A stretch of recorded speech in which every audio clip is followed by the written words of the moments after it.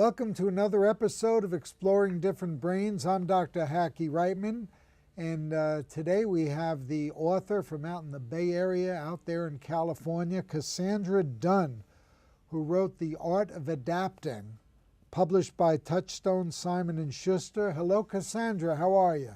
I'm great. How are you? Thank you so much for being with us. Thank you for having me. Well, how long have you been writing?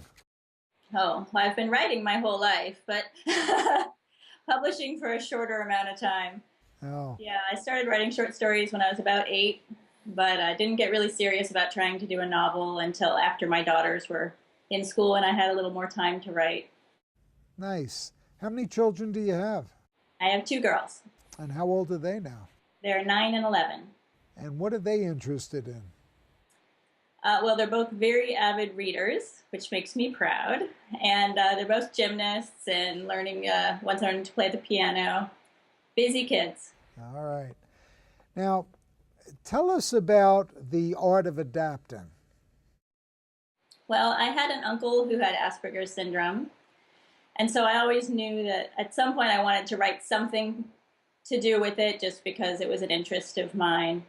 And I noticed once my kids got into school that their school is the district school for kids that are on the spectrum. And so they began interacting with kids that had Asperger's and autism throughout their school day. And I got to know some parents of young children that had autism and Asperger's.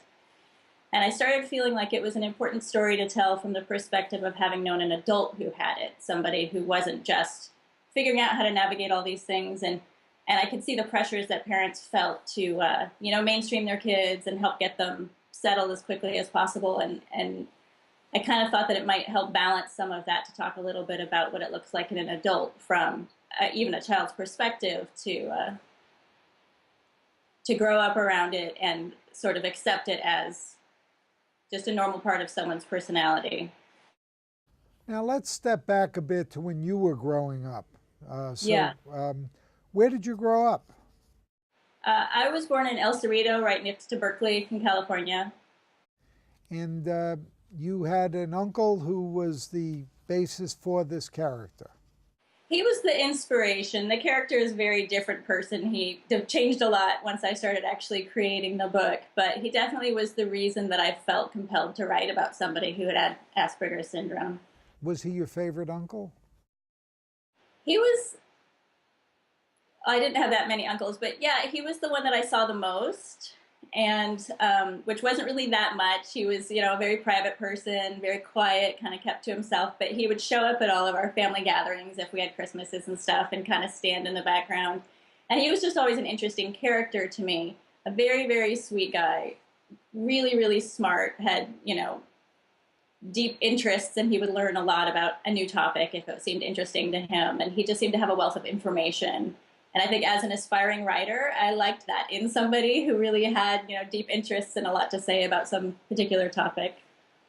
Well, I think what's great about your book is that it incorporates him as an individual. Forgetting his label, the fictionalized version of your uncle is just a very interesting character, a regular member of society, and not really focused on the label per se. What kind of feedback have you gotten about that from the community relative to that? I've been really pleased with the feedback I've gotten. It's been almost entirely positive as far as the character of Matt went, and it's been a really pleasant surprise. I was prepared for some people not feeling like I adequately represented their experience with autism or Asperger's, and that hasn't really been the case. In almost all of the feedback has just been, gratitude for having a positive depiction of it out there, which I think we need more of. What made you write The Art of Adapting? That's a good question. I knew that I wanted to try writing a novel, and I had written one before that, sort of a practice book, and had done well in some contests with that. But the idea of this character with Asperger's was in my mind, and I just had the feeling that writing something that meant so much to me personally would probably be a better book. So I put my effort into doing that, and that turned out to be the right choice. That was the one that got me an agent and got me a book deal. So I think that it was just having a really strong personal connection to the subject matter and really feeling like I had a story worth telling. Were other characters inspired by real life situations and, the storyline, or? Yeah, I'm sure that there's a piece of me in pretty much every character in the book.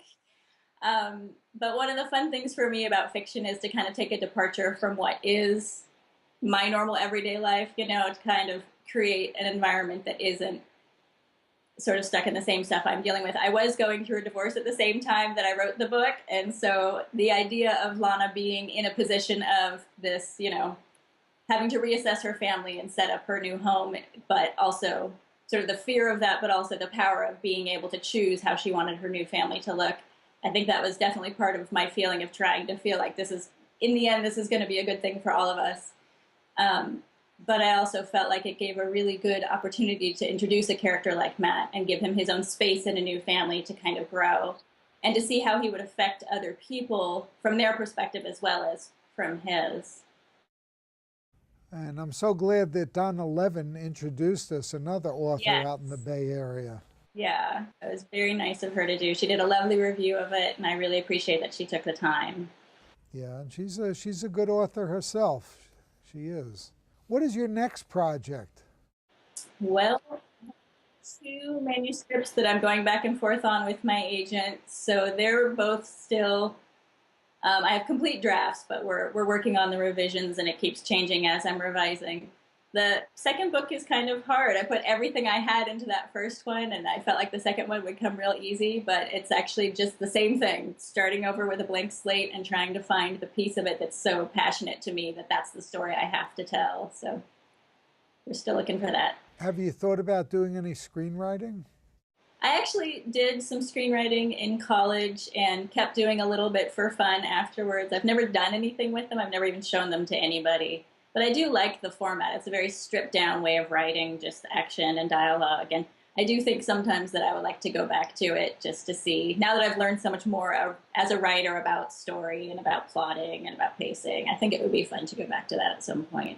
Now, do you associate with other writers? Do you brainstorm with other writers, or? Yeah, I have a writing group, and we exchange chapters when we're struggling with something. And I work as a freelance editor, so I take on projects of other writers, helping them get their books ready to put out into the world. And through being published, I've met so many authors that I always wanted to know other authors, had them on some pedestal. It would be cool if I could ever know them, but now I have a whole bunch of them as friends, and they're just normal people like me. And it's a great community. It's really nice how supportive all of these authors are of each other. We don't treat each other like competition. We all want each other to succeed and just to help get the best work out there. Now, how did you get your agent? How did that come about? I finished my book. I did a bunch of research of agents that were currently building lists and looking for new authors, particularly in women's fiction. And I made a list of, I broke them into groups of 5 agents, and I was going to query 5 agents every week until I finally got some feedback, and my agent actually was in my first group that I sent it to. So that process was, after many, many, many years of trying and not making any ground, once I finally broke through, that process went pretty quickly. Great. I was told by my friend Dr. Lori Butts, who's president of the Florida Psychology Association, that my Aspertools book was actually a relationship book, and that it can be informative for any kinds of relationships, not just Asperger's, autism, and neurodiversity. What do you feel you learned from your uncle in terms of relating to people and relationships, the uncle who inspired the character in your book?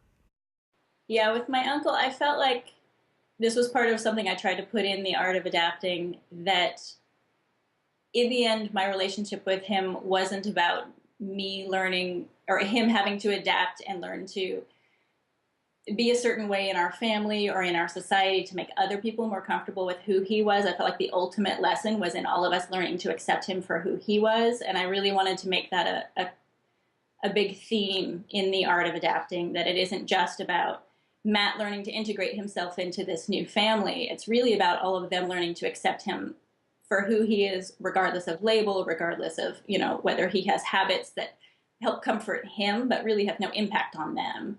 And I think that there's something to be said for, especially the teenage characters that are in the book, being able to see somebody who can just embrace who he is and love himself regardless of his differences. I felt like that could be an important lesson for someone who is still trying to figure out who they were and how they fit into their own little society, to see that there is great power in just accepting who you are and not having to conform or adapt all the time to what other people need you to be so that they can feel more comfortable with themselves.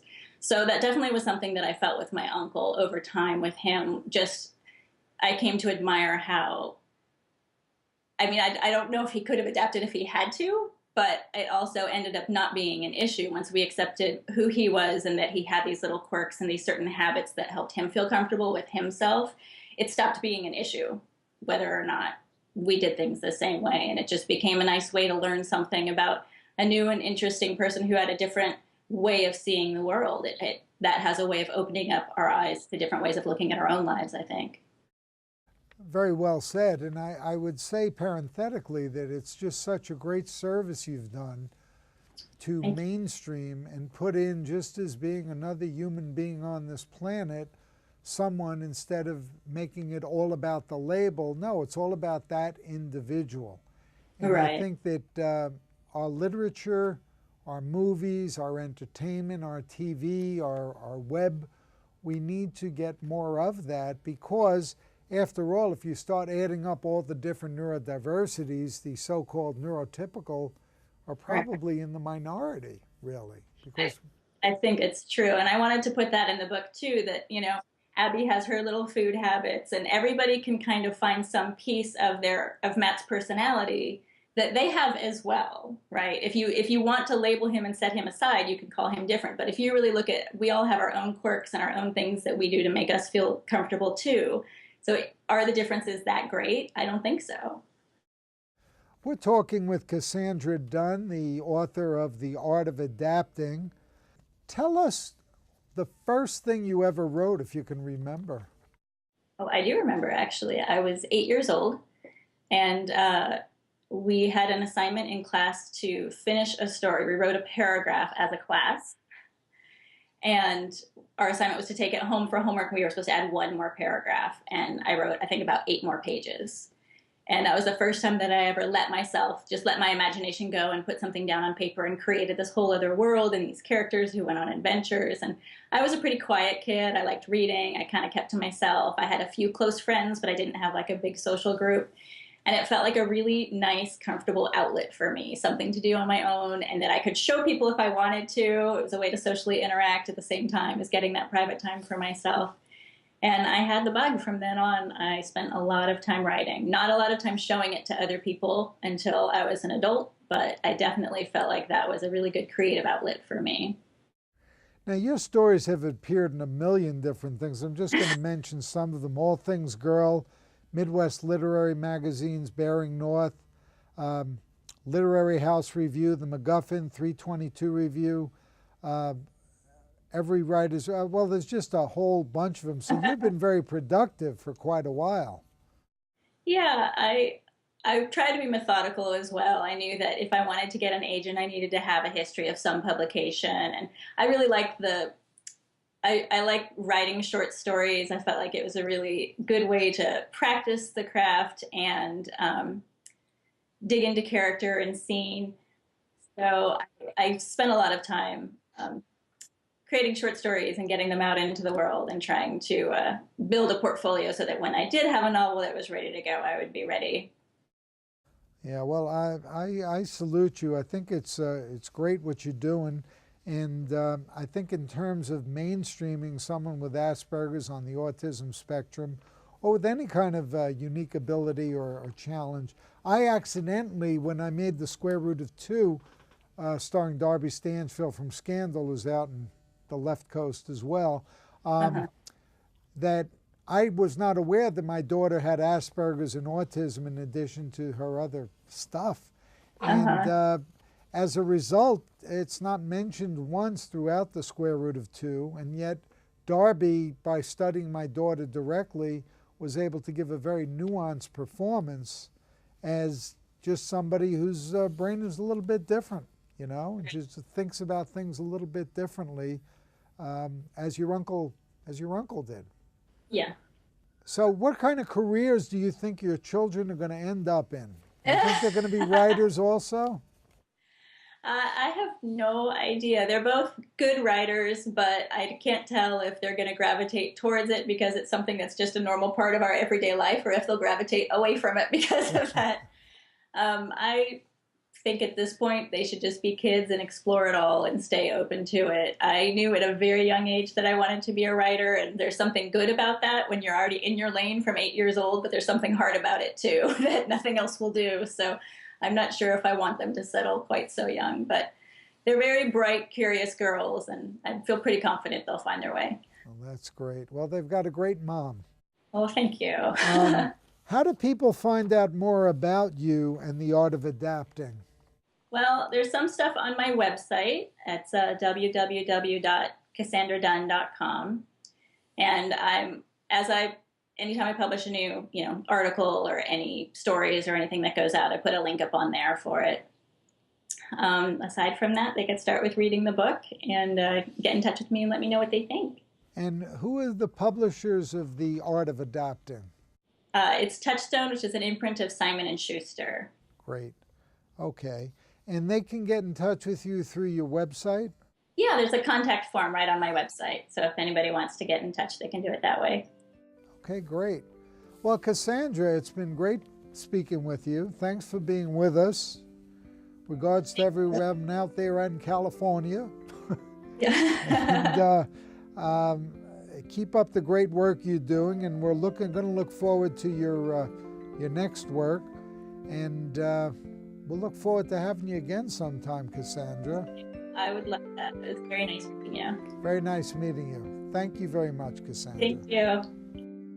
We've been speaking here at Exploring Different Brains with Cassandra Dunn, the author of The Art of Adapting.